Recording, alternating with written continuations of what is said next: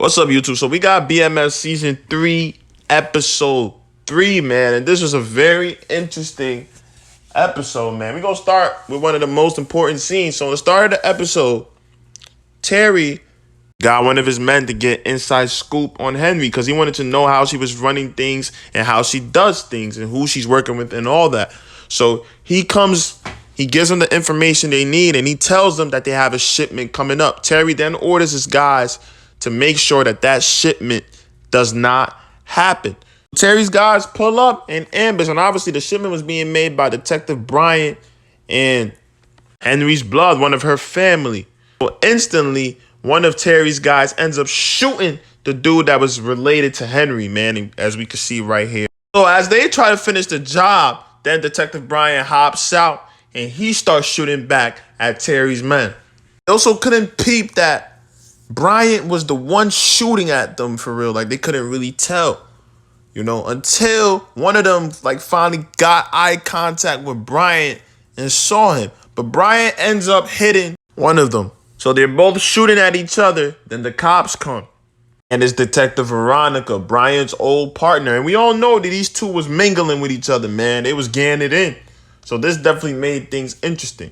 So the dude that came with Bryant, Henry's blood, he was suffering from a gunshot wound on the floor, and he ends up shooting Veronica from the ground, basically.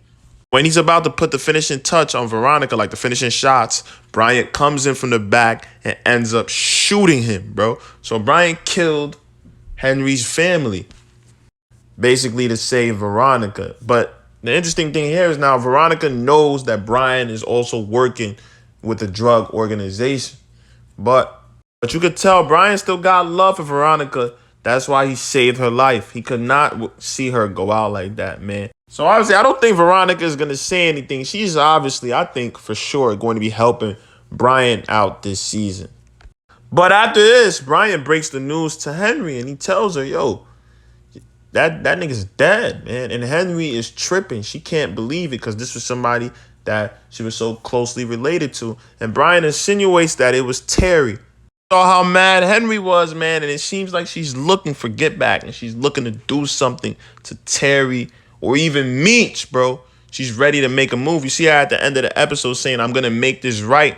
And she's telling that to her cousin. So next episode was going to be interesting.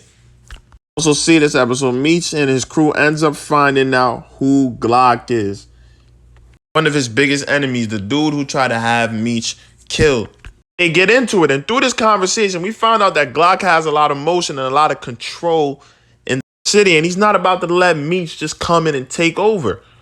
Then they get into a brawl, and you had your boy Charles in there throwing punches, knocking niggas out, man. But we know this is not going to be the last confrontation between these two, man. I think these are going to be the two to really go at it this season. Also, through this conversation, we found out, and I also said this in my last video, Grady was on some weird shit and he couldn't be trusted. The dude that was helping Meech clean out his money, I already knew there was something funny about him. I found out that he works for Glock and he was helping set Meech up, man.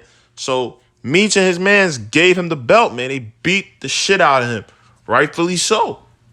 And also, this is one of the only episodes in all of BMF we really seen Meech and Charles connect. It finally looked like Charles in this episode, and I never really seen him act like this towards Meech. He finally understood Meech's points and where Meech was coming from. You saw Charles, he didn't really respect the drug dealing, but he could respect what Meech was trying to do with it. He was trying to build his own legacy. He was trying to help his family out. And you can see in this episode, Charles finally understood it. And it actually seemed like he really loved his son. He just wished that his son didn't go down this route. But he understands Meech is also trying to be the man of the house and just, do his part. Charles also helps Meech to sign off on the papers to get his house. But let's talk about your boy Terry, man. Terry's a funny dude. It also seems like somebody is trying to sabotage Terry, man. So in this episode, we found out that somebody had called child support services on Terry and LaWanda, and basically we're trying to say that they were unfit parents and that Terry Jr. was in a bad environment being around them, and this was going to be a whole investigation. Terry's in some deep shit right now, bro, and he's still tripping. So after all of this nigga Terry goes back to Markeisha at the end of the episode and he hits again. And it looks like they got their little thing going again after he just told Wanda all of this shit last episode. Like, yeah, I'm ready for us and the family, man. Damn, bro. Like pops, like son. We all knew Terry was capping, though. Wanda's gonna be tight for sure. Damn, Charles. Nah, it's getting worse for your boy Charles each episode, man. Man, Montclair ain't really letting up, man. He's doing everything he could for Lucille, man, trying to show her she's special, man. This nigga done bringing back old memories, buying her old food from high school that she really liked. And then in this episode, too, he gave her $10K for her church. He's really doing everything in his power to secure this one. And it looks like Lucille is falling for it, man.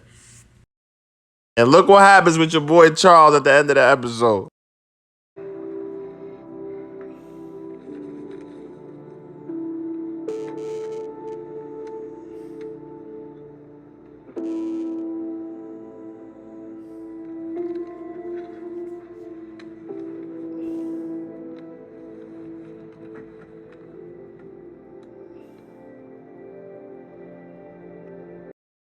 So Charles goes through Lucille's bag and he sees something hanging out. He takes it out. He sees a check and he sees Montclair's signature at the bottom. A check of $10,000, man. And look at Charles' face after, man. He's just like, damn, bro. This is when you realize you're cooked, bro. Like, there's nothing I could do. This is when you realize somebody else is seeing my woman, man. Nah, bro, like, just take 5 seconds to look at Charles' facial expressions, bro. Bro's just trying to get his wife back, man. Nigga tell himself, yo, I don't got no 10K for her. What can I do? I can't do that for her, man. I'm cooked. It's over for me, bro. Charles is just a funny ass character, though, man.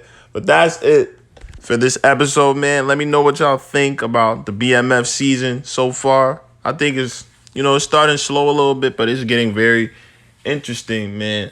But it's your boy. I'm out, man.